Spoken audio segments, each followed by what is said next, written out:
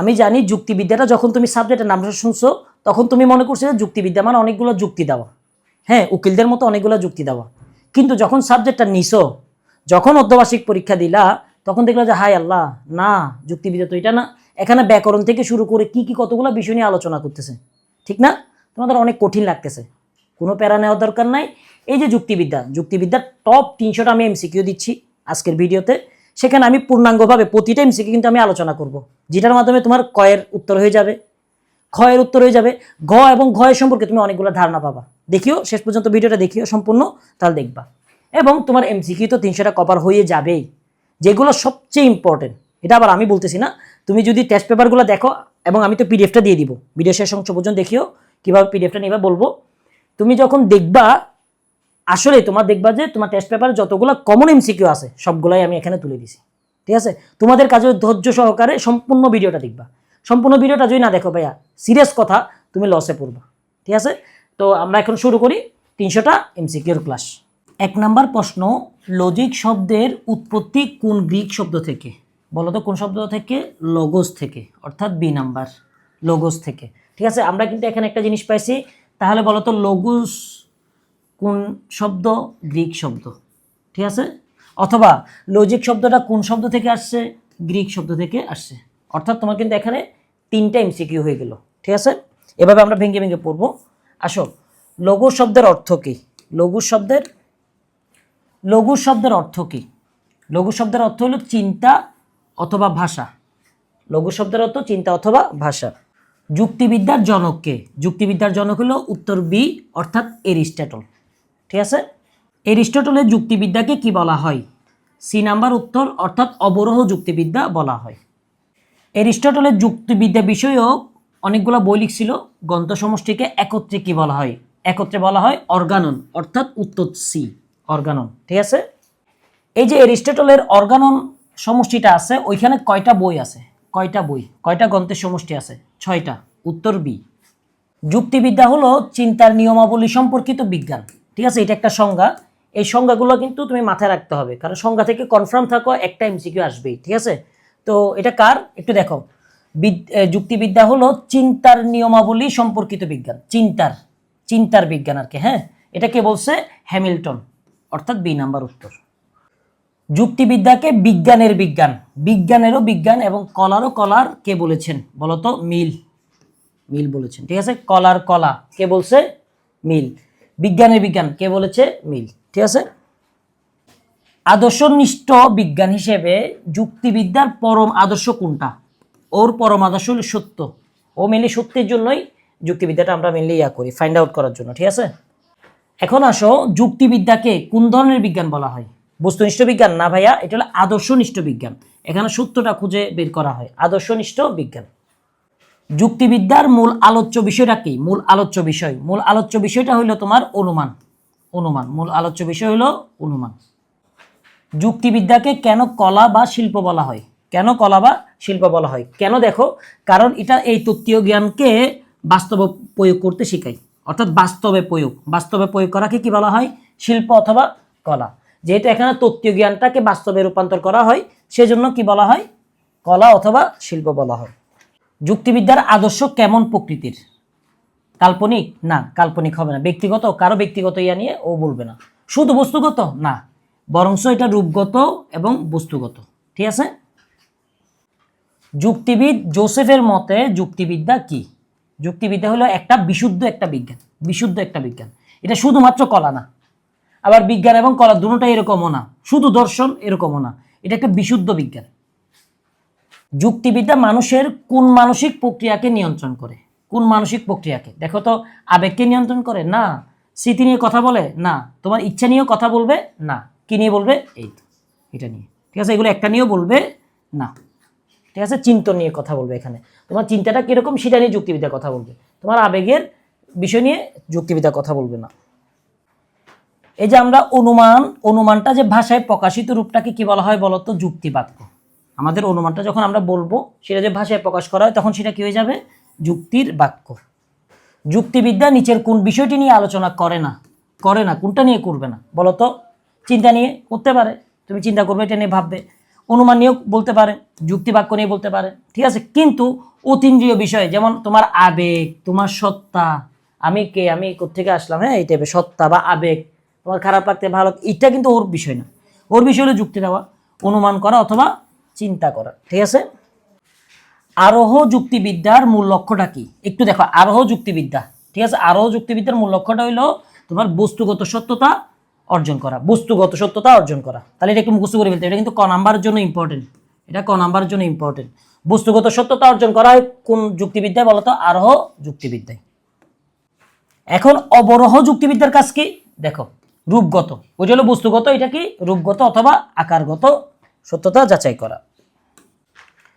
যুক্তিবিদ্যার প্রাচীনতম শাখা কোনটা? সেটা হলো সনাতনী বা ঐতিহ্যবাহী যুক্তিবিদ্যা, এটা যেটা অ্যারিস্টটল করছিল আর কি, ঠিক আছে। এটা তাহলে উত্তর কি হবে? সি। যুক্তিবিদ্যা কোন দুইটি বিষয়ের সমন্বয়? দেখো, বিজ্ঞান এবং কলা, শুধু কলা না, আবার শুধু বিজ্ঞান না, বিজ্ঞান এবং কলা। মানুষের চিন্তার মৌলিক নিয়ম কয়টি? মানুষের চিন্তার মৌলিক নিয়ম 4টা। ক হয় ক, এটি যুক্তিবিদ্যার কোন মৌলিক নিয়ম? সেটা হলো অভেদ, অভেদ নিয়ম। অভেদ নিয়ম মানে কি? ক মানে কই, এটা অন্য কোনো যুক্তিতে হবে না, অভেদ, এটাকে ভেদ করা যাবে না। ক হয় কই, মানুষ মানুষই, ঠিক আছে, মানুষ মানুষই, ঠিক আছে। দুই হলো দুই, অর্থাৎ তুমি বলছো এটা দুই দুই, অর্থাৎ এটাকে ভেদ করা যাবে না, এটা হলো অভেদ নিয়ম। কোনো বস্তু একই সাথে সাদা কালো হতে পারে না, একই সাথে সাদা কালো হতে পারে না, এটা কোন নিয়ম? দেখো, আত্মবিরোধ নিয়ম, আত্মবিরোধ নিয়ম, ঠিক আছে, বি নাম্বার। আত্মবিরোধ নিয়ম মানে কি? আমি একটা মানুষ কালো, আমি নিজে নিজে কালো আবার সাদা, দুইটা একসাথে হইতে পারবো না, তাহলে তো এটা আমার বিরুদ্ধে চলে যাবে। আমি যদি সাদা মানুষ হই, তুমি যদি আমাকে কালো বলো, তাহলে এটা আমার আত্মের বিরুদ্ধে না, এটা আমার নিজের বিরুদ্ধে। আবার আমি যদি কালো মানুষ হই, তুমি আমাকে সাদা বললা, সেটাও কি আত্মবিরোধ, ঠিক আছে, আত্মবিরোধ। তাহলে কোনো একটা বস্তু একই সাথে সাদা এবং কালো হতে পারবে না, কিন্তু একটি বস্তু হয় সাদা অথবা সাদা হবে না, ঠিক আছে, হবে না অথবা হবে, সেটাকে কি বলা হয়? মধ্যম কোনো অবস্থান নাই, মানে সাদাও না কালো না, মাঝামাঝি, মাঝামাঝি কোনো অবস্থান নাই, অর্থাৎ মধ্য বর্জিত, নাই বর্জিত মানে কি নাই বা বাদ দেওয়া নিয়ম, মধ্যবর্জিত নিয়ম, অর্থাৎ হইলে সাদা অথবা সাদা হবে না, মাঝখানের কোনো নিয়ম মানা যাবে না। যেখানে মাঝখানের নিয়ম কোনো মানে না, সেটা কি বলা হয়? মধ্য মানে মাঝখানে, বর্জিত ছাড়া নিয়ম, মধ্যবর্জিত নিয়ম। যুক্তিবিদ্যার উৎপত্তি কোথায়? প্রাচীন গ্রিসে। যুক্তিবিদ্যার উৎপত্তি কোথায়? প্রাচীন গ্রিসে, এটা মুখস্থ করে ফেলবা। মধ্যযুগে যুক্তিবিদ্যার একজন বিখ্যাত দার্শনিকের নাম কে বলতো? আল-ফারাবি। আল-ফারাবি কিন্তু মধ্যযুগে ছিল, বুঝছো, যেহেতু মুসলিম বিজ্ঞানী বেশিরভাগই মধ্যযুগের, এটা একটা রেখে দিতে পারো এই ক্লুটা, এটা অন্যান্য এমসিকিউ তো লাগবে। তো উনি কিন্তু মধ্যযুগের মধ্যে অনেক বিখ্যাত ছিল, কিসের জন্য? দার্শনিক হিসেবে, বিশেষ করে যুক্তিবিদ্যার দার্শনিকতার ক্ষেত্রে। আধুনিক যুক্তিবিদ্যার সূচনা হয় কার হাত ধরে? আধুনিক যুক্তিবিদ্যার সূচনা হয় ফ্রান্সিস বেকন, উনি একটা বই লিখছিল, ঠিক আছে, উনি একটা বই লিখছিল অ্যারিস্টটলকে খণ্ডন করে, তো সেই জন্য ওনাকে কি বলা হয়? আধুনিক যুক্তিবিদ্যার জনক, অথবা ওনার মাধ্যমে সূচনা হয় আর কি। ফ্রান্সিস বেকনের বিখ্যাত গ্রন্থ কোনটা? নোভাম অর্গানাম। ওই আমি বললাম যে একটা বই লিখছিল, এটা নোভাম অর্গানাম। যুক্তিবিদ আই.এম. কফি যুক্তিবিদ্যার সংজ্ঞাকে কিসের উপর গুরুত্ব দিয়েছেন? কিসের উপর গুরুত্ব দিয়েছেন একটু দেখো তো। বৈধ যুক্তি থেকে অবৈধ যুক্তির পার্থক্য করাটাকে। ধরো দুইটা যুক্তি, একটা খারাপ যুক্তি আর একটা ভালো যুক্তি, হ্যাঁ, অবৈধ, একটা যেটা লজিক্যালি না, হ্যাঁ, ওই একটা থেকে আরেকটা আলাদা করার নামে কি? মেইন তোমার কি যুক্তিবিদ্যা। উনি বল যুক্তিবিদ্যার সংজ্ঞাটা হলো মেইনলি কিসের উপর গুরুত্ব? যে ভাই যেটা বৈধ যুক্তি হবে, অবশ্যই সেটা থেকে যে অবৈধ যুক্তিগুলো আছে এগুলো বাদ হয়ে যেতে হবে, খারাপ কিছু থাকতে পারবে না, এখানে পিওর হইতে হবে এই বিষয়টা। যুক্তিবিদ্যার পরিসরে অন্তর্ভুক্ত কোনটা? এখানে দেখো তো, পদ এবং শব্দ নিয়ে কাজ করবে, সংজ্ঞা আছে, বিভাগ আছে, অনুমান করা যায়, ব্যাখ্যা করা যায়, অর্থাৎ সব কয়টি। যুক্তিবিদ্যাকে কলা হিসেবে অস্বীকার করেছেন কোন কোন যুক্তিবিদ? এটা কিন্তু আবার কলা বলে নাই, ঠিক আছে। কে? হ্যামিল্টন এবং মনসেল, এগুলো মুখস্থ করতে হবে কিন্তু নামগুলা। যুক্তিবিদ্যা পাঠের প্রধান উপযোগিতা কি? দেখো, স্মৃতিশক্তি বাড়ানো, তোমার স্মৃতিশক্তি বাড়ানো কি যুক্তিবিদ্যার কাজ? না। বেশি কথা বলা? না, বেশি কথা বলাটা তো আর যুক্তি হইতে পারে না। ভালো ফল করা, তুমি যেটা ভালো রেজাল্ট করো সেটা যুক্তিবিদ্যার কাজ না। তুমি যুক্তিবিদ্যা পড়ে তুমি কেমিস্ট্রিতে কেমনে ভালো করবা? ভালো করে না, বরঞ্চ কি কুসংস্কার দূর করা এবং কুযুক্তি পরিহার করা। এই তো উত্তর এ। যুক্তিবিদ্যা কোন ধরনের মানসিক চিন্তা নিয়ে কাজ করে? তোমার অনিয়ন্ত্রিত না অনিয়ন্ত্রিত নিয়ে কেমনে করবে কাজ? শুধু কল্পনা প্রসূত না, কল্পনা এখানে ইয়া নাই, আবেগের কোনো দাম আছে যুক্তিতে নাই। তাহলে এখানে কি উদ্দেশ্যমূলক এবং অনিয়মিত চিন্তা। তোমার একটা উদ্দেশ্য থাকতে হবে, যুক্তিবিদ্যার ইয়াটা হলো তোমার কোনো একটা উদ্দেশ্য থাকতে হবে, সেটা ফাইন্ড আউট করতে হবে। এখানে তুমি অনিয়ন্ত্রিত এমনি অযথা পাগলের মতো চিন্তা করলে হবে না, অযথাই শুধু তুমি কল্পনাই করো তাও হবে না, আর আবেগের স্থান তো নাই। যুক্তিবিদ্যায় সত্য কয় প্রকার? সত্য দুই প্রকার। সত্য কয় প্রকার? দুই প্রকার। যুক্তিবিদ্যার সাথে ঘনিষ্ঠ সম্পর্কযুক্ত বিষয় কোনটা? সি, দর্শন। রসায়ন না, পদার্থবিজ্ঞান তো না, অর্থনীতি না, বরং দর্শনের সাথে তোমার যুক্তিবিদ্যার কি আছে? একটা সম্পর্ক আছে। ইভেন দর্শন বিজ্ঞান এর একটা শাখা হলো কি? তোমার যুক্তিবিদ্যা। এ ইন্ট্রোডাকশন টু লজিক, এই গ্রন্থটি কার লেখা? জোসেফের লেখা। যুক্তিবিদ্যা কোন ধরনের বিজ্ঞান নয়? দেখো তো আদর্শনিষ্ঠ বিজ্ঞান কিনা। এর আগে বলছিলাম হ্যাঁ আদর্শনিষ্ঠ বিজ্ঞান। পদ্ধতিগত বিজ্ঞান, এটাকে একটা পদ্ধতি ফলো করে, হ্যাঁ করে। এটা চিন্তার বিজ্ঞান, এটা চিন্তা নিয়ে কাজ করে, ঠিক আছে হ্যাঁ। তাহলে কোনটা না? বর্ণনামূলক। এখানে তোমাকে বর্ণনা করার জন্য বিজ্ঞানটা কাজ করেনি, ঠিক আছে। অনুমানের অবয়ব বা উপাদানকে কি বলা হয়? যুক্তিবাক্য। অর্থাৎ তুমি একটা যে অনুমান করছো সেটা যখন তুমি বলে ফেলতেছো তাহলে এটা বাক্য না, সেন্টেন্স না, মনের ভাব প্রকাশ করতেছি। তো অনুমানটা যেহেতু আমি প্রকাশ করতেছি, তাহলে অনুমানটাকে আমি যুক্তি ধরি, প্রকাশ করাটাকে বাক্য ধরি, তাহলে কি হবে? যুক্তি বাক্য, ঠিক আছে। বুঝছো বিষয়টা? যুক্তিবিদ্যার মূল লক্ষ্য কি দূর করা? কুসংস্কার এবং ভুলভ্রান্তি। দারিদ্রতা দূর করা কিন্তু যুক্তিবিদ্যার কাজ না, ঠিক আছে। তারপর তোমার শিক্ষা হচ্ছে নাকি হচ্ছে না সেটা কিন্তু যুক্তিবিদ্যার কাজ না। অন্ধবিশ্বাস সেটা হইতে পারে, সেটা দূর করা হইতে পারে, কিন্তু মেইন কথাটা তো এখানে বেশি চলে আসছে, কুসংস্কার এবং ভুলভ্রান্তি, ঠিক আছে। দেখিও এরকম অপশনগুলো বেশি দেয় কোথায়? পরীক্ষার হলের মধ্যে। কারণ আমার কেন জানি মনে হচ্ছে এইবার বোধহয় এআই দিয়ে প্রশ্ন বানানো হচ্ছে, আমি জানি না, মনে হচ্ছে। মনে হওয়াটা তো দোষ না, হ্যাঁ। আমার মনে হচ্ছে এআই দিয়ে প্রশ্ন বানাচ্ছে। না তুমি দেখবা যে গত 20 বছর এমসিকিউ সবগুলো যদি তুমি পড়ে যাও, তাও দেখবা যে তোমার কেমন জানি ওরা উলটপালট অপশনগুলো দিল, অথবা অপশনগুলো এইভাবে দিল যে তোমার এ নাম্বারটা সঠিক, ডি নাম্বারটা সঠিক, এরকম, ঠিক আছে। আমি জানি না সত্যটা কি মিথ্যাটা কি, কিন্তু আমার কেন জানি মনে হয় যে এলএলএম এ বোধহয় তোমার যুক্তিবিদ্যা বা যে কোনো কেমিস্ট্রি, ফিজিক্স, বায়োলজি, বাংলা বিশেষ করে, হ্যাঁ, বইটা বোধহয় দিছে এলএলএম কে, তো পিডিএফ দেওয়া যায়। যখন দিছে এলএলএম কে বলছে তুমি আমাকে 30টা প্রশ্ন বানাই দাও, 30টা প্রশ্ন বানাই দিছে। এখন এআই তো এর মতো বানাইছে, সেটাই আমাদেরকে বোধহয় পরীক্ষা দিতে দিচ্ছে, এটা আমার ধারণা। হ্যাঁ, সত্য হইতে পারে, মিথ্যা হইতে পারে, কারণ তুমি অপশনগুলো দেখলে বুঝবা দুইটাই সঠিক ভাই, এরকম হইতে পারে। আচ্ছা দেখো, কুসংস্কার ও ভুলভ্রান্তি দূর করা, ঠিক আছে। দর্শন ও যুক্তিবিদ্যার মধ্যে সম্পর্কটা কিরকম? বিরোধপূর্ণ না। আমি তোমাকে এর আগে বলছি দর্শন এবং দর্শনের একটা শাখা হলো যুক্তিবিদ্যা, ঠিক আছে। অর্থাৎ এটার সাথে সম্পর্ক বিরোধপূর্ণ হবে না, সামান্য সম্পর্ক, এটা একটা শাখায়, অর্থাৎ অনেক সম্পর্ক। কোনো সম্পর্ক নাই না, এটা হবে না। উত্তর কি হবে? বি, গভীর সম্পর্ক। দর্শনের মূল শাখা কয়টি? দর্শনের মূল শাখা 3টি। যুক্তিবিদ্যা দর্শনের কোন শাখার অন্তর্ভুক্ত? মূল্যবিদ্যা। এটা একটু করে দেখো, এটা মূল্যবিদ্যার অন্তর্ভুক্ত। নীতিবিদ্যার মূল আদর্শ কোনটি? দেখো নীতিবিদ্যার মূল আদর্শটা কোনটা? মানুষেরকে কি করা? পরম কল্যাণ করা, মানুষের উপকারে আসা, পরম কল্যাণ করা এবং সত্য। শুধু সত্য হইলে দিবা না, দেখো সত্যটা কিন্তু হইতো। আমি এই জোরে বলছি এবারকার এই ধরনের প্রশ্ন আসার সম্ভাবনা বেশি। দেখো সত্য ঠিক আছে, কিন্তু যখন দেখবা যে বেশি, তাহলে বেশিটা দিবা, ঠিক আছে। সত্য এবং কল্যাণ এটা দিবা। যুক্তিবিদ্যা ও নীতিবিদ্যা উভয় কোন ধরনের বিজ্ঞান? ওই এর আগে বলছি আদর্শনিষ্ঠ বিজ্ঞান। নীতিবিদ্যা মানুষের কোন ধরনের আচরণ নিয়ে আলোচনা করে? নীতিবিদ্যা মানুষের কোন ধরনের আচরণ নিয়ে আলোচনা করে? একটু দেখো কি নিয়ে? ঐচ্ছিক আচরণ এবং এর নৈতিক মূল্য নিয়ে আলোচনা করে, ঠিক আছে। ঐচ্ছিক, যে ইচ্ছা করে মানুষ আচরণ করে সেটা কেন করে সেটা নিয়েও আলোচনা করে। অনিচ্ছাকৃত, ধরো একটা মানুষ ভুল হয়ে গেছে, এটা তার আলোচনার বিষয় না, ঠিক আছে। বাধ্যতামূলক আচরণ, একটা মানুষকে তুমি জেলে বন্দি করে রাখছো, বললো যে এই তুমি জেলে থাকো, তা এটা তো ওর আচরণ না, এটা তো ওকে কি করা হলো? বাধ্য করা হলো। প্রাকৃতিক আচরণ নিয়ে সে আলোচনা করে, সে করে ঐচ্ছিক আলোচনা এবং এর নৈতিকতা বা নৈতিক মূল্যটা কতটুকু সেটা নিয়ে। নন্দন তত্ত্বের প্রধান আলোচ্য বিষয় কি? সৌন্দর্য। দেখো নন্দন মানে কি? সৌন্দর্য, এভাবে। আচ্ছা আরেকটা জিনিস এটাও তুমি মাথায় রাখতে পারো, দেখো নীতিবিদ্যা, নীতি যেহেতু আছে তাহলে এখানে নৈতিকতাটা হবে, এভাবে মাথায় রাখতে পারো। যুক্তিবিদ্যা, নীতিবিদ্যা এবং নন্দন তত্ত্বকে একত্রে কি বলা হয়? মূল্যবিদ্যা। দেখো তাহলে একটা জিনিস আমরা শিখলাম, যুক্তিবিদ্যা, নীতিবিদ্যা এবং নন্দন তত্ত্বকে একসাথে কি বলা হয়? মূল্যবিদ্যা। আবার মূল্যবিদ্যাটা কিসের অংশ? দর্শনের অংশ, ঠিক আছে। মানুষের মানসিক প্রক্রিয়ার বিজ্ঞানসম্মত আলোচনা করে কোনটি? মনোবিজ্ঞান। মানুষের মানসিক ঠিক আছে, মানসিক মানে মন, এটা এভাবে মাথায় রাখতে পারো। মনোবিজ্ঞান কোন ধরনের বিজ্ঞান? দেখো, বর্ণনামূলক বা বস্তুনিষ্ঠ বিজ্ঞান, ঠিক আছে? এটা কিন্তু আদর্শনিষ্ঠ না। যুক্তিবিদ্যা হলে আদর্শনিষ্ঠ বিজ্ঞান। যুক্তিবিদ্যা ও মনোবিজ্ঞানের মধ্যে মূল পার্থক্যটা কোথায়? একটা কি আদর্শমূলক বিজ্ঞান, আরেকটা কি বর্ণনামূলক বিজ্ঞান, ঠিক আছে? গণিত ও যুক্তিবিদ্যার মধ্যে সাধারণ মিল কোথায়? গণিত এবং যুক্তিবিদ্যার মধ্যে সাধারণ মিলটা কোথায় একটু দেখো। উভয়ের কিন্তু আকার আছে, হ্যাঁ, আকার নিয়ে ওরা দুজনেই আলোচনা করে, এবং প্রতীকের বিজ্ঞান, এখানে দেখবা যোগ বিয়োগ গুণ ভাগ আছে। যুক্তিবিদ্যার মধ্যে বিভিন্ন লজিক গেট আছে, ঠিক আছে, বা লজিক চিহ্নও আছে। প্রতীকী যুক্তিবিদ্যার বিকাশে কোন বিষয়ের অবদান সবচেয়ে বেশি? গণিতের।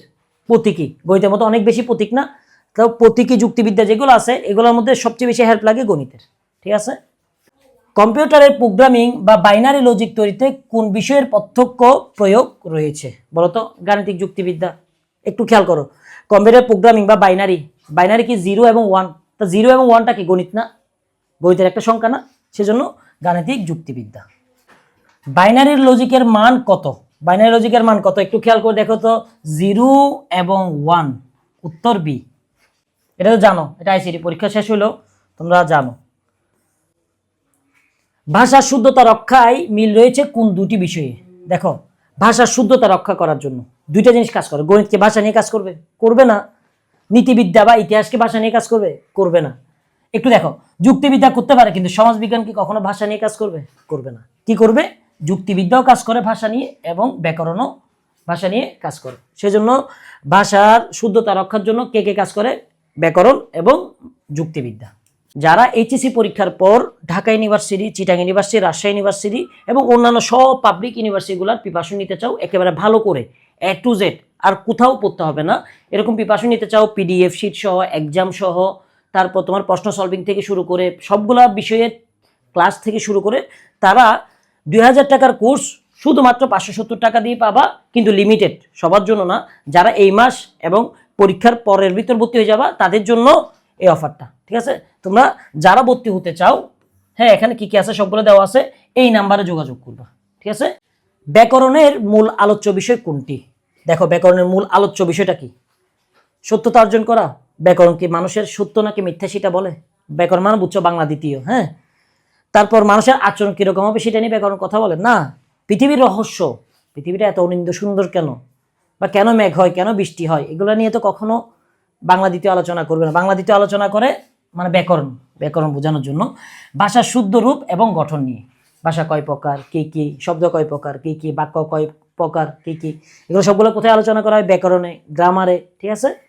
ওকে। যুক্তিবিদ্যা এবং ব্যাকরণের মধ্যে কোনটি ব্যাপকতর? কোনটা ব্যাপকতর? দেখো, আমি একটু বলি। ধরো ব্যাকরণ, ব্যাকরণ শুধু ব্যাকরণ নিয়ে কাজ করে, অন্য কোনো ইস্যু নিয়ে কাজ করে না। কিন্তু যুক্তিবিদ্যা কি করে বলতো?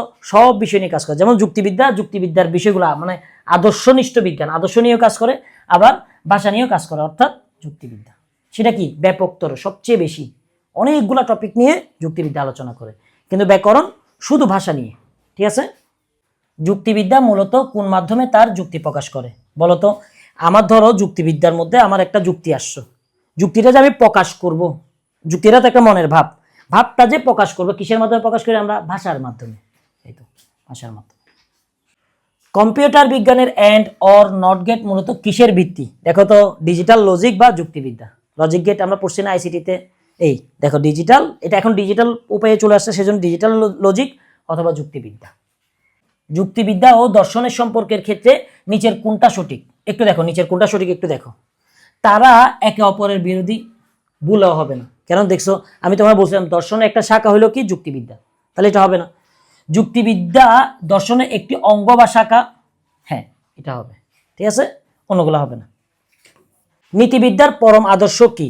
নীতিবিদ্যার পরম আদর্শটা হইল তোমার পরম কল্যাণ করা, পরম কল্যাণ করা, ঠিক আছে, শিব বা পরম কল্যাণ করা। মনোবিজ্ঞান কি অধ্যয়ন করে? মনোবিজ্ঞান কি অধ্যয়ন করে? ভাষা, ভাষা নিয়ে কি মনোবিজ্ঞান অধ্যয়ন করবে? গ্রহ নক্ষত্র নিয়ে করবে? পাথর বা মাটি নিয়ে কি তোমার মনোবিজ্ঞানের কাজ? না, মনোবিজ্ঞানের কাজ হলো প্রত্যক্ষ বা পরোক্ষ মানসিক প্রক্রিয়া, মানসিক প্রক্রিয়া। দেখো, মানসিক প্রক্রিয়া মনোবিজ্ঞান দিয়ে মন দিয়ে মাথায় রাখতে পারো, ঠিক আছে? যুক্তিবিদ্যার নিয়ম লঙ্ঘন করলে কি ঘটে? দেখো, যুক্তিবিদ্যার তুমি যদি নিয়ম লঙ্ঘন করো তাহলে কি হবে? গুনাহ হবে, শাস্তি হবে, বাংলা সরকার তোমাকে মারবে না, এই দুইটা অন্তত হবে না। ভাষা অশুদ্ধ হবে না, এটা ব্যাকরণ ভুল হইলে ভাষা অশুদ্ধ হবে। যে তাহলে কি হবে, যুক্তিতে তোমার ভ্রান্তি অথবা অনুৎপত্তি ঘটবে। ঠিক আছে, ব্যাকরণের নিয়ম লঙ্ঘন করলে কি ঘটে? ব্যাকরণের নিয়মটা যদি তুমি লঙ্ঘন করো, এর আগে বললাম দেখো কি হয়, ভাষার অপপ্রয়োগ বা অশুদ্ধি ঘটে। ব্যাকরণটা যদি ভুল করো তাহলে ভাষাটা কি হবে, ভুল হবে। এখন ব্যাকরণের নিয়ম লঙ্ঘন করলে মানুষ রাগ করে, এটা হইতে পারে।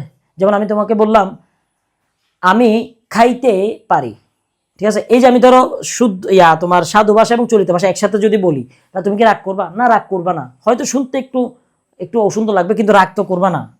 সত্যটা মিথ্যা হয়ে যায়, হয় না? যেমন আমি যদি বলি সূর্য পশ্চিম দিকে উঠিয়ে আছে, হ্যাঁ, এখান ধরো আমি সাধু এবং চলিত যদি একসাথে করি, তাহলে এটা কি সূর্য কি উঠবে না? উঠবে? বা মিথ্যাটা কি সত্য হয়ে যাবে, নাকি সত্যটা মিথ্যা হয়ে যাবে? না, সত্য মিথ্যা হবে না। এখন আসো, যুক্তি ভুল হয় না, সামান্য ভাষার কারণে তোমার যুক্তি ভুল হবে না। সে আমার আম্মু, হ্যাঁ, আমি এটা বললাম, ধরো কেউ যে বললো না সে আমার মাদার, তাহলে ইংলিশ এবং বাংলা একসাথে বললো, সেজন্য কি তার মান না হয়ে যাবে? না হয়ে যাবে না, না হবে না। অর্থাৎ যুক্তিটা ভুল হয়ে যাবে না। কি হবে দেখো, ব্যাকরণ নিয়ম যদি লঙ্ঘন করো, তোমার হয়তো ভাষাটা অপপ্রয়োগ হবে বা অশুদ্ধ হবে, ভাষাটা একটু অশুদ্ধ হবে, কিন্তু ভাই যুক্তিটা ভুল হবে না। মানুষের রাগ করার কোনো কারণ নাই। আর সত্য মিথ্যা হয়ে যাবে না, সত্যটা মিথ্যা হয়ে যাবে না, আর মিথ্যাটা সত্য হয়ে যাবে না। যেমন আমি বললাম যে এটা ব্ল্যাকবোর্ড, তো এটা হলো বাংলা শব্দ, ব্ল্যাকবোর্ড ইংলিশ, সেজন্য কি এই ব্ল্যাকবোর্ডটা কি এখন হয়ে গেল, কি বলতে পারি, ধর স্টেডিয়াম হয়ে যাবে না। অর্থাৎ সত্যটা মিথ্যা হয়ে যাবে না, যেটা সত্য সেটা সত্যই, হয়তো শুনতে একটু অকওয়ার্ড লাগবে। যুক্তিবিদ্যা ব্যাকরণের উপর নির্ভরশীল, উক্তিটি কার? থমসনের। মানে বলতো যুক্তিবিদ্যাটা ব্যাকরণের উপর কিছুটা নির্ভরশীল, ঠিক আছে, এটা বলছে কে? থমসন। গণিতকে যুক্তিবিদ্যার সম্প্রসারিত রূপ মনে করেন কারা কারা? আধুনিক যুক্তিবিদ এবং গণিতবিদ। আধুনিক বর্তমান পর্যায়ে যারা যুক্তিবিদ্যা নিয়ে কাজ করে অথবা গণিত নিয়ে কাজ করে, তারা দুইজনই একমত কি তোমার যুক্তিবিদ্যাটা হইলো আসলে মেইনলি গণিতই, এবং গণিত যেটা আছে সেটা যুক্তিবিদ্যার সম্প্রসারিত রূপ। মানে আগে যুক্তিবিদ্যা কম ছিল, হ্যাঁ, পরিসরটা ছোট ছিল, এখন অনেক বড় হয়ে গেছে। কিসের কারণে? গণিতের কারণে। নিচের কোনটি অবাস্তব বা কাল্পনিক চিন্তা নিয়ে আলোচনা করে না? ঠিক আছে, অবাস্তব এবং কাল্পনিক চিন্তা নিয়ে কাজ করবে না। সেটাকে রূপকথা, রূপকথার মধ্যে থাকবেই তো অবাস্তব কথা। সাহিত্যের মধ্যে অনেক সময় আমাদের ফিকশন চলে আসে, ঠিক আছে, তাহলে এটা তো আসতে হবে। কবিতার মধ্যে তো আমরা অনেক কিছু ভেবে ফেলি, আবার আসিব ফিরে, তা ফিরে আসা কি সম্ভব? না, তো কবিতাও না, তাহলে কি? যুক্তিবিদ্যা। যুক্তিবাক্যের অপরিহার্য উপাদান কয়টি? 3টি। এটা মুখস্থ করে ফেলবো, আর কি আমি বলতেছি। যুক্তিবাক্যের 3টি উপাদান কি কি একটু দেখো। 3টি উপাদান কি কি? উদ্দেশ্য, বিধেয় এবং সংযোজক। উদ্দেশ্য, বিধেয় এবং সংযোজক। যুক্তিবাক্যে যার সম্পর্কে কিছু বলা হয় তাকে কি বলা হয়? উদ্দেশ্যপদ। তাহলে উদ্দেশ্যপদ কি বুঝে ফেলছো? যার সম্পর্কে বলবে সে কি? উদ্দেশ্যপদ। টার্ম অর্থাৎ পদ শব্দের উৎপত্তি কোন ল্যাটিন শব্দ থেকে? তাহলে আমরা একটা জিনিস দেখলাম যে টার্ম শব্দটা কোন শব্দ থেকে উৎপত্তি হয়েছে? ল্যাটিন। আর ল্যাটিন কোন শব্দটা থেকে? দেখো টার্মিনাস, বানানটা একটু দেখবা, টার্মিনাস। অনেক সময় হুবহু রাখে, হয়তো ইউর জায়গায় এ দিয়ে দিবে, ঠিক আছে, বানানটা একটু ভালো করে দেখবা এখানে। টার্মিনাস শব্দের অর্থ কি? টার্মিনাস শব্দের অর্থ হলো একেবারে সীমা বা প্রান্ত, সীমা অথবা প্রান্ত। যুক্তিবিদ্যায় পদ বলতে কি বোঝায়? দেখো, উদ্দেশ্য এবং বিধেয় হিসেবে ব্যবহৃত হওয়ার যোগ্য শব্দকে, অর্থাৎ যে কোনো শব্দ কিন্তু তোমার যুক্তিবিদ্যার মধ্যে কি হইতে পারবে না? পদ হইতে পারবে না। পদ কে হইতে পারবে?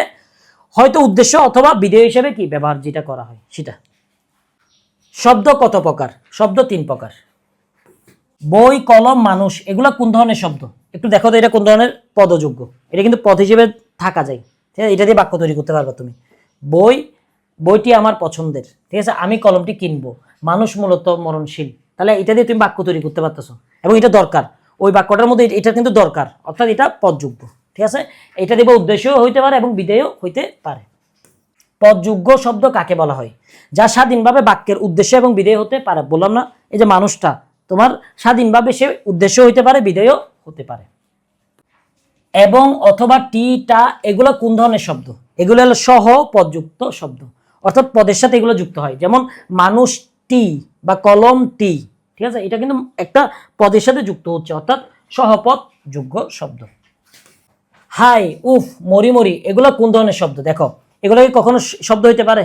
একটা বাক্যের মধ্যে দেখো, হাই আমি মরে গেলাম, তাহলে আমি মরে গেলাম হলো প্রধান বাক্য, এখানে হাই থাকলেও হইলো, না থাকলেও সমস্যা নাই, অর্থাৎ এটা পদ নিরপেক্ষ, পদ অযোগ্য, এটা না থাকলে কোনো সমস্যা হবে না, এটা পদ না। সব পদই শব্দ, কিন্তু সব শব্দ কিন্তু পদ নয়। উক্তিটি কেমন? সত্য। কারণ তোমাকে দেখালাম হাইটা কিন্তু কি হইতে পারতেছে না, পদ হইতে পারতেছে না, কিন্তু হাই নিজে কি শব্দ। শব্দ ঠিক আছে, কিন্তু ও কিন্তু পদ না। যুক্তিবাক্যের উদ্দেশ্য এবং বিধেয়কে যুক্ত করে কোনটি? সংযোজক। সংযোজক মানে কি? যুক্ত করা। এটা এতটুকু বুঝছো? সংযোগ মানে যুক্ত করা, শেষ। ও সংযোগ কি করে তাহলে? উদ্দেশ্য এবং বিধেয়কে যুক্ত করে। মানুষ হয় মরণশীল, এখানে হয় কি?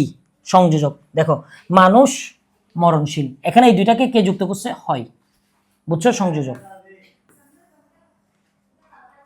সংযোজক সর্বদা কোন কালের রূপ হয়? বর্তমান। সংযোজক সবসময় কি হয়? বর্তমান রূপের হয়। পদের ব্যক্তার্থ বলতে কি বোঝানো হয়? ঠিক আছে, পদের ব্যক্তার্থ বলতে কি বোঝানো হয়? একটু দেখো, বি নাম্বার, পদের পরিমাণগত দিক। পদের পরিমাণগত দিক, গুণের দিকটা না। পদটা কোন রঙের সেটা না। পদের ওজন, ওজন মাপা যায় পদের? রং হয়, গুণ হয় পদের? না।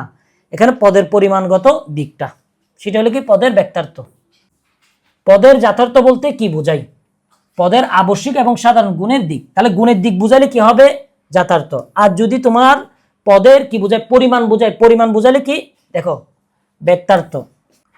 ব্যক্তার্থ এবং যথার্থের সম্পর্ক কেমন? বিপরীতমুখী। একটা রূপ নিয়ে আর একটা কি পরিমাণগত নিয়ে। ঠিক আছে, যদি পদে ব্যক্তার্থ বাড়ে তবে যথার্থ কি হবে? একটু দেখো, কমবে। আবার ওটা যদি কমে যায় তাহলে এটা বাড়বে, বিপরীতমুখী। এর আগে আমরা পড়ছিলাম। মানুষ পদের যথার্থ কি কি? মানুষ পদের যথার্থ কি কি? দেখো, মানুষের কি কি গুণ আছে একটু দেখো তো।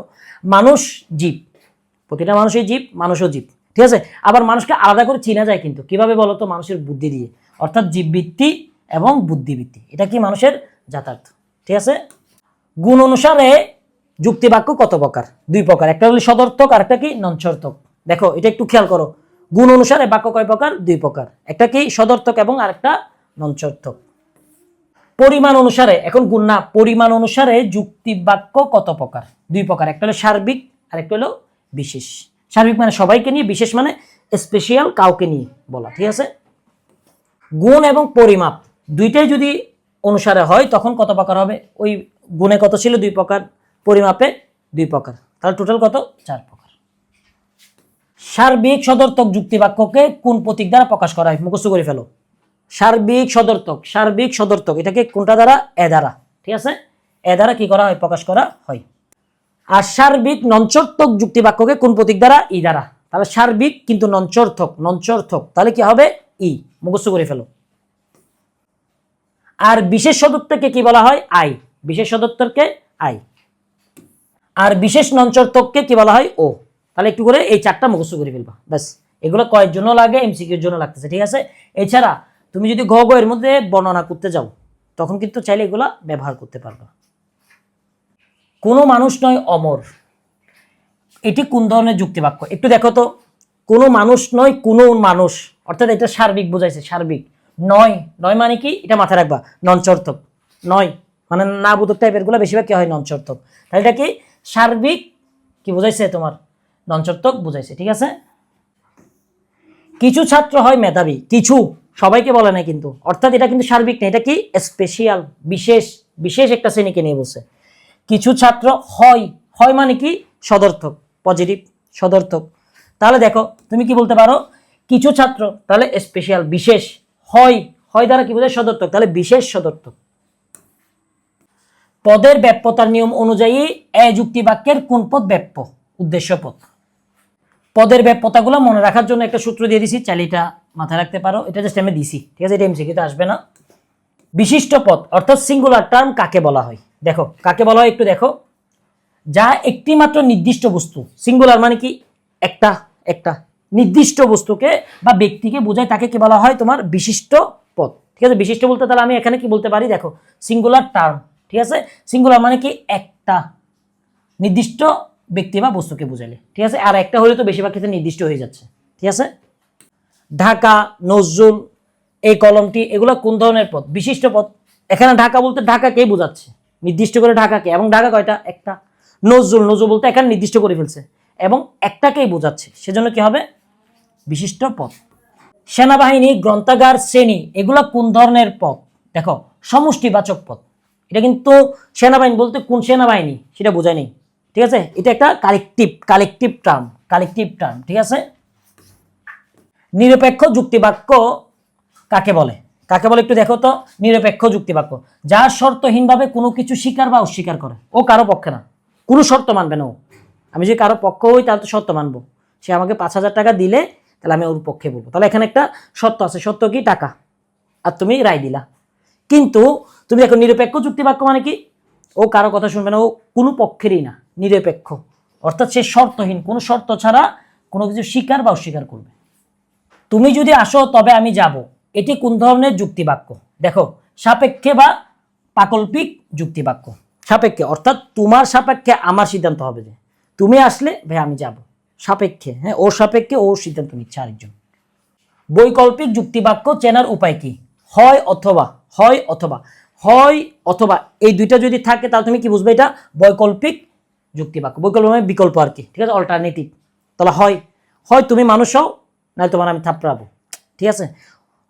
অথবা ভালো করে পড়ো অথবা ফিল করবা। তাহলে দেখো এখানে কিন্তু আমি একটা বিকল্প রাখছি, তুমি পড়লে পড়ো, না পড়লে কোনো সমস্যা নেই, তুমি ফিল করবা। তাহলে বিকল্প রাখা মানে কি? বৈকল্পিক। আর ইংলিশে এটাকে কি বলা হয়? অল্টারনেটিভ। এভাবেও মাথায় রাখতে পারো। দেখো আমি সবগুলো ব্যাখ্যা করতে যাচ্ছি কিন্তু ভিডিওটা বড় হয়ে যাবে, সেজন্য আমি ব্যাখ্যা করতেছি না। আমি চাইছিলাম যে তোমরা যদি বলো আমি ক খ এর জন্য আলাদা করে কি তোমাদেরকে ভিডিও দিব, এবং তোমাকে প্রতিটা অধ্যায় থেকে শুধু 5টা সৃজনশীল করাবো। একটা অধ্যায় থেকে 5টা সৃজনশীল, এই 5টা থেকে একটা আসবে। এভাবে আমি যদি তোমাকে 6টা অধ্যায় করে তাহলে 6টা থেকে 6টা চলে আসবে, ঠিক আছে। তোমরা চাচ্ছ কিনা আমাকে জানাই, ওইখানে আমি সম্পূর্ণ ব্যাখ্যা সহকারে বোঝাবো। সে হয় সৎ অথবা সে হয় বোকা, এটি কোন ধরনের যুক্তিবাক্য? দেখো অথবা আছে না, শেষ, আমার আর কোনো কিছু বোঝার দরকার নেই, এটা অল্টারনেটিভ সেন্টেন্স অথবা তোমার ওই কি যে বৈকল্পিক যুক্তিবাক্য। পাকল্পিক যুক্তিবাক্যের প্রথম অংশকে কি বলা হয়? পূর্বক বলা হয়। পাকল্পিক যুক্তিবাক্যের দ্বিতীয় অংশকে কি বলা হয়? অনুক বলা হয়। সব মানুষ মরণশীল, অতএব রহিম মরণশীল। এখানে রহিম মরণশীল বাক্যটি কি? দেখো এখানে বাক্যটা কি? সিদ্ধান্ত নিয়ে ফেলছি, যেহেতু সবাই মরণশীল তাহলে সেও মারা যাবে। আমি একটা সিদ্ধান্ত নিলাম, কনক্লুশন। কিছু ফুল হয় লাল, এটি গুণ এবং পরিমাপ অনুযায়ী কি ধরনের বাক্য? দেখো কিছু, সব ফুল না কিন্তু কিছু, অর্থাৎ বিশেষ। হয়, আমি তোমাকে কি বলছি? হয় মানে কি? এটা পজিটিভ, তাহলে সদর্থক, ঠিক আছে, বুঝছো? কোনো মানুষ নয় নিখুঁত, এই বাক্যের ব্যাপ্যতা কোনটি? দেখো উদ্দেশ্য এবং বিধেয় উভয় পদই ব্যাপ্য, এখানে দুইটাই নিখুঁত এবং এটা দুটোটাই কি? ব্যাপ্য। উদ্দেশ্য পদের পরিমাপের উপর নির্ভর করে যুক্তিবাক্যের বিভাজনকে কি বলে? পরিমাণগত বিভাগ, ঠিক আছে। দেখো যেটা উদ্দেশ্য পদের পরিমাপের উপর ভিত্তি করলে সেটা কি হবে? পরিমাণগত। পরিমাণ, ঠিক আছে, মিলতেছে। এভাবে চাইলে মুখস্থ রাখতে পারো। সদর্থক এবং নঞ্চর্থক এই বিভাজনটি কিসের উপর ভিত্তি করা হয়? এটা কিন্তু অনেক ইম্পর্টেন্ট। দেখো সদর্থক এবং নঞ্চর্থক এটা গুণের ভিত্তিতে, ঠিক আছে, আর সার্বিক এবং বিশেষ হলো পরিমাপের ভিত্তিতে। কোন যুক্তিবাক্যের বিশেষ পদটি উদ্দেশ্য পদের সমগ্র ব্যক্তার্থ অস্বীকার করে? যুক্তিবাক্য। বিধেয়ক বলতে কি বোঝায়? উদ্দেশ্য এবং বিধেয়ের মধ্যে যে সম্পর্ক, তাকে কি বলা হয়? বিধেয়ক। বিধেয় এবং বিধেয়কের মধ্যে প্রধান পার্থক্য কি? বিধেয় একটি পদ এবং বিধেয়ক হলো সম্পর্কের নাম। বিধেয়ক কেবল কোন কোন যুক্তিবাক্যে থাকে? সদর্থক যুক্তিবাক্যে। দেখো বিধেয়ক তাহলে কোথায় থাকে? সদর্থক যুক্তিবাক্যগুলোতে থাকে। নঞ্চর্থক যুক্তিবাক্যে বিধেয়ক হয় না কেন? বিধেয়ক কেন হয় না? দেখো এটি সম্পর্কের স্বীকৃতি দেয় না এবং সম্পর্কের রীতি না। একটা সম্পর্ক শেষ, তাহলে আমি কেন জোড়া লাগাবো? এখানে জোড়া সম্পর্ক করা তো কোনো ইয়াই আসে না, যেহেতু সম্পর্ক করতেছে না সেজন্য এখানে বিধেয়কও থাকবে না, কারণ বিধেয়ক কি করে? সম্পর্ক তৈরি করে। এরিস্টটলের মতে বিধেয়ক কত প্রকার? 4 প্রকার। পরফিরির মতে বিধেয়ক কত প্রকার? 5 প্রকার। পরফিরির মতে 5 প্রকার, আর এরিস্টটলের মতে, দেখো এরিস্টটলের মতে কিন্তু 4 প্রকার, এটা একটু খেয়াল করবা। বর্তমানে আমরা কার বিধেয়ক শ্রেণীবিন্যাস অনুসরণ করি? পরফিরি। দুটি শ্রেণীর মধ্যে যার ব্যক্তার্থ অর্থাৎ পরিমাণ বেশি তাকে কি বলা হয়? জাতি বলা হয়। যার পরিমাণ বেশি তাকে কি বলা হয়? জাতি বা জেনাস। জাতির অন্তর্গত, জাতির মধ্যে আছে অন্তর্গত ক্ষুদ্রতম শ্রেণীকে কি বলা হয়? উপজাতি। দেখো উপমানে তো ছোট জাতি, জাতির মধ্যে ছোট অংশটাকে কি বলা হয়? এই তো উপজাতি, অর্থাৎ ছোট জাতি, এভাবে মাথায় রাখতে পারো। জীব ও মানুষ এই দুইটি পদের মধ্যে কোনটি জাতি? জীবটা হলো জাতি। যে গুণ একটি উপজাতিকে অন্য উপজাতি থেকে আলাদা করে তাকে কি বলা হয়? বিভেদক। বিভেদক মানে কি? আলাদা করা। বিভেদক লক্ষণ বা লক্ষণ, আমাদের কোনো সিম্পটম দেখে, লক্ষণ দেখে তো আমরা আলাদা করি, ঠিক আছে? এটা মানুষের বুদ্ধিবৃত্তি গুণটি কোন ধরনের বিধেয়ক? বিভেদক লক্ষণ, ঠিক আছে? যে মানুষের বুদ্ধি আছে, বুদ্ধিটার মাধ্যমে আমরা অন্যান্য প্রাণীগুলা জীব থেকে আলাদা হই না, অর্থাৎ এটা কি? বিভেদক লক্ষণ। এটা কিন্তু আমাদেরকে আলাদা করে অন্যদের থেকে। যে গুণ যাতায়াতের অংশ নয় কিন্তু যাতায়াত থেকে অনিবার্যভাবে নিশ্চিত হয় তাকে কি বলে? দেখো, উপলক্ষণ বলা হয়। উপলক্ষণ বলা হয়। তোমরা যারা এইচএসসি পরীক্ষার পর Dhaka university, Chittagong university, Rajshahi university এছাড়াও অন্যান্য যে বিখ্যাত ইউনিভার্সিটিগুলো আছে সবগুলোতে জিএসটি সহ এগুলোতে ভর্তি হতে চাও, হ্যাঁ, এবং এগুলোর জন্য পড়াশোনা করতে চাও, তাদের জন্য 2000 টাকার কোর্স মাত্র 570 টাকা দিয়ে, ঠিক আছে? এখন এখানে কি পাবা? দেখো, এখানে সব কিছুই পাবা। বাংলা, ইংলিশ, সাধারণ জ্ঞান এবং আইকিউর প্রতিটার জন্য অন্তত 30টা করে ক্লাস। এনাফ, তোমার আর অন্য কোনো জায়গায় পড়তে হবে না। কত টাকাই তো অপচয় করো, ঠিক আছে? কেন অন্যান্য জায়গায় তুমি হাজার হাজার টাকা দিয়ে ভর্তি হবা? তুমি অফারে মাত্র 570 টাকা দিয়ে ভর্তি হয়ে যাও। এটা পরীক্ষার 1 মাস পর্যন্ত চলবে। আর এই নাম্বার যোগাযোগ করিও। আর এখানে কি থাকবে আমি এখানে দিয়ে দিচ্ছি, ঠিক আছে? মানুষের বিচার ক্ষমতা বা মরণশীলতা কোন ধরনের গুণ?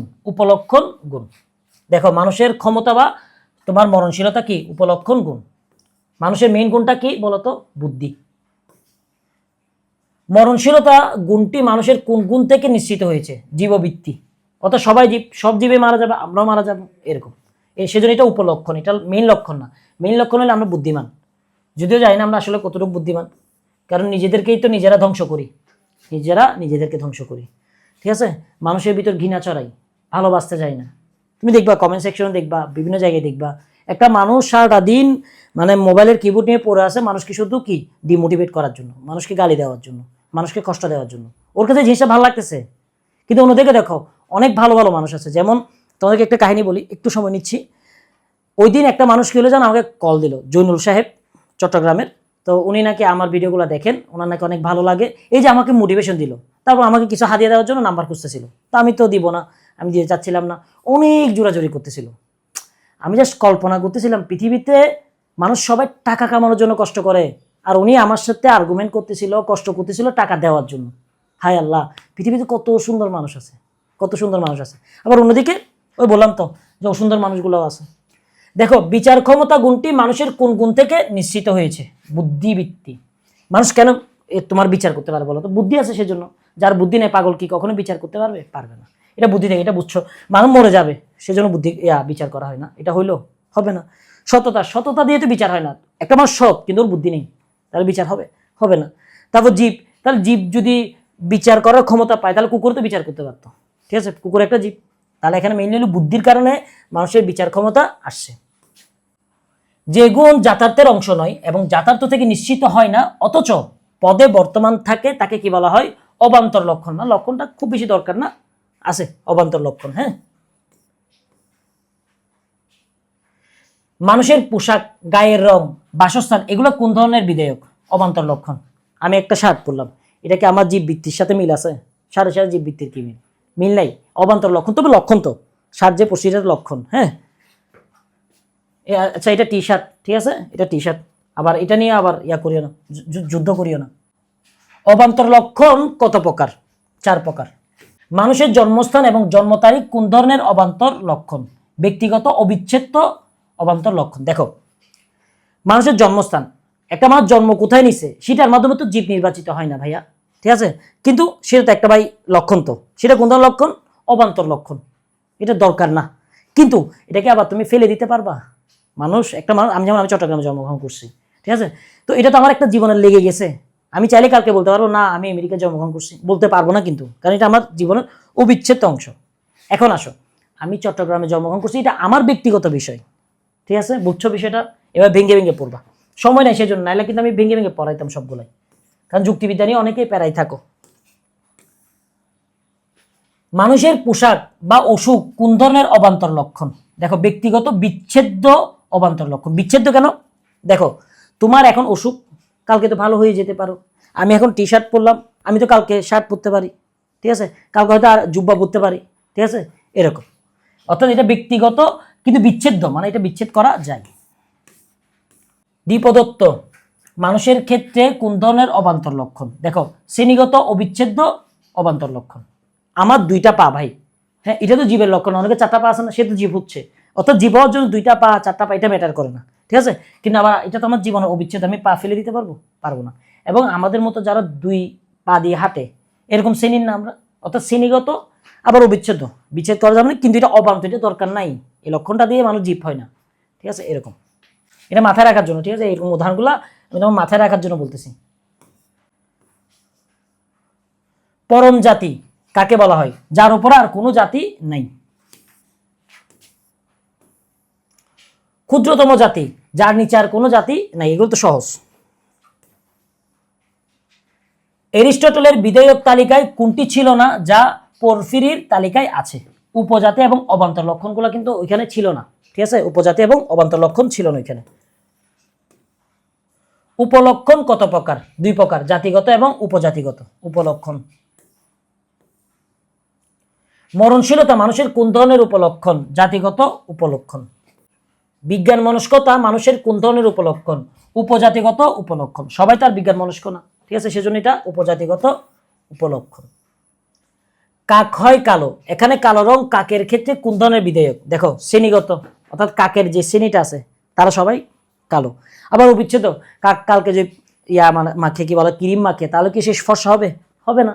কিন্তু এটাকে আমার ম্যাটার করে একটা জীব হওয়ার জন্য? ম্যাটার করে না, অর্থাৎ অবান্তর।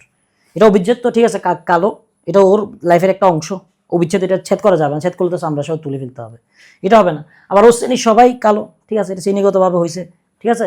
অন্যদিকে দেখো তোমার এটা কি বলে পায়রা তো আর কালো না, ঠিক আছে, শ্রেণীগত। কিন্তু অবান্তর, পাখি হওয়ার জন্য তো ভাই কালো হওয়াটা কি নয়, জরুরি নয়, অবান্তর লক্ষণ। অনুমান কি? জানা সত্য থেকে অজানা সত্যে গমন করার পদ্ধতি। দেখো আমি কয়েকটা জিনিস জানি, এরপরে আমি অনুমান করতে করতে একেবারে পার্মানেন্ট সত্যটা আমি খুঁজে বের করলাম, ঠিক আছে, একবার ফাইনাল সত্যটা বের করলাম, সেটাকে বলা হয় কি? অনুমান। অনুমানের ভিত্তি কয়টি? 2টি, জানা সত্য এবং অজানা সত্য। তুমি জানো বিদায় অনুমান করতে করতে আরো কতগুলা পেলা তথ্য, আর একটা তুমি জানোই না, বাট অনুমান করতে করতে একসময় সত্যটা পেলা। অনুমান যখন ভাষায় প্রকাশিত করা হয় তখন তাকে কি বলা হয়? যুক্তি বা যুক্তিবাক্য। আমি একটা অনুমান করলাম, আমি একটা ধারণা করলাম, সেটা আমি যখন বলবো সেটাকে কি বলা হয়? বাক্য। মনের ভাব প্রকাশ করে তাকে কি বলা হয়? বাক্য। আর আমি এর আগে বলছিলাম অনুমান মানে কি? তোমার যুক্তি, তাহলে যুক্তি বাক্য, বুঝাতে পারছি? অনুমানের অংশ 2টি কি কি? আশ্রয় বাক্য এবং সিদ্ধান্ত। অনুমান প্রধানত কত প্রকার? 2 প্রকার, অবরোহ এবং আরোহ।